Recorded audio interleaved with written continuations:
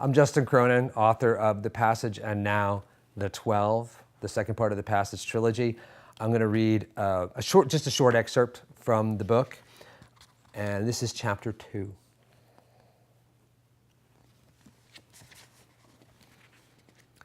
On a warm September evening, many miles and weeks from home, Lieutenant Alicia Donadio, Alicia of Blades, the new thing, daughter of the great Niles Coffey and scout sniper of the 2nd Expeditionary Forces of the Army of the Republic of Texas, baptized and sworn, awakened to the taste of blood on the wind.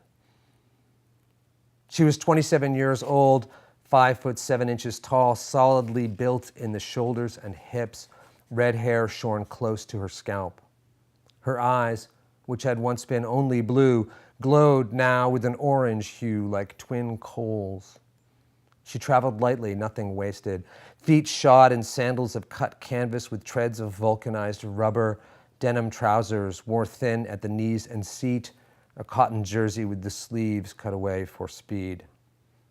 Crisscrossing her upper body, she wore a pair of leather bandoliers with 6 steel blades ensheathed, her trademark. At her back, slung on a lanyard of sturdy hemp, her crossbow. A Browning .45 semi-automatic with a 9-shot magazine, her weapon of last resort, was holstered to her thigh. 8 and 1 was the saying. 8 for the virals, 1 for yourself. 8 and 1 and done. The town was called Carlsbad. The years had done their work, sweeping it clean like a giant broom. But still some structures remained, empty husks of houses, rusted sheds, the becalmed and ruined evidence of time's passage. She had spent the day resting in the shade of a filling station whose metal awning somehow still stood, awakening at dusk to hunt. She took the jack on her cross, 1 shot through the throat, then skinned and roasted it over a fire of mesquite, picking the stringy flesh from its haunches as the fire crackled beneath it. She was in no hurry. She was a woman of rules, rituals. She would not kill the virals while they slept. She would not use a gun if she could help it. Guns were loud and sloppy, unworthy of the task. She took them on the blade, swiftly, or on the cross, cleanly and without regret, and always with a blessing of mercy in her heart. She said, "I send you home, my brothers and sisters. I release you from the prison of your existence." And when the killing was done, and she had withdrawn her weapon from its lethal home, she touched the handle of her blade first to her brow and then her chest, the head and heart, consecrating the creature's deliverance with the hope that when that day should come, her courage would not fail her and she herself would be delivered.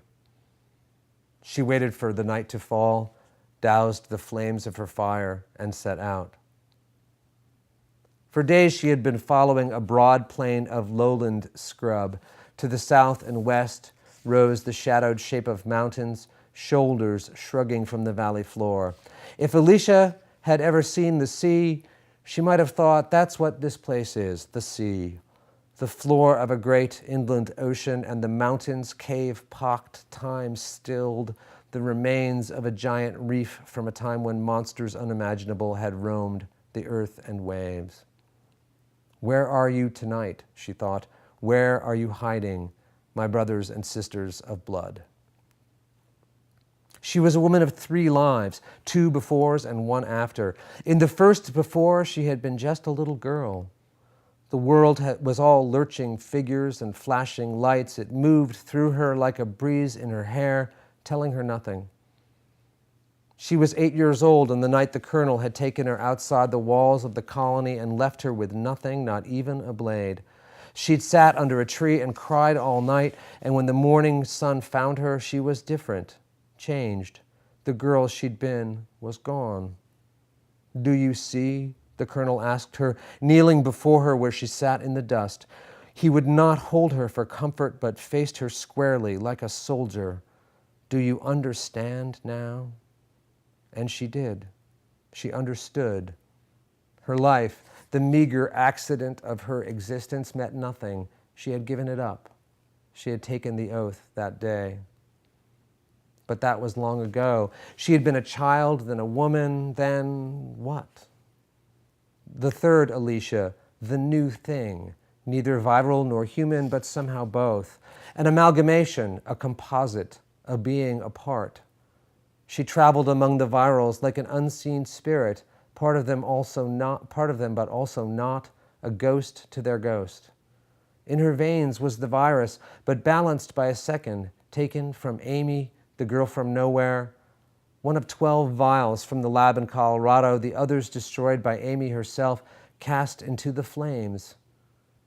Amy's blood had saved her life, yet in a way it hadn't, making her Lieutenant Alicia Donadio, scout sniper of the expeditionary, the only being like herself in all the living world. There were times, many times, all the time, when Alicia herself could not have said precisely what she was.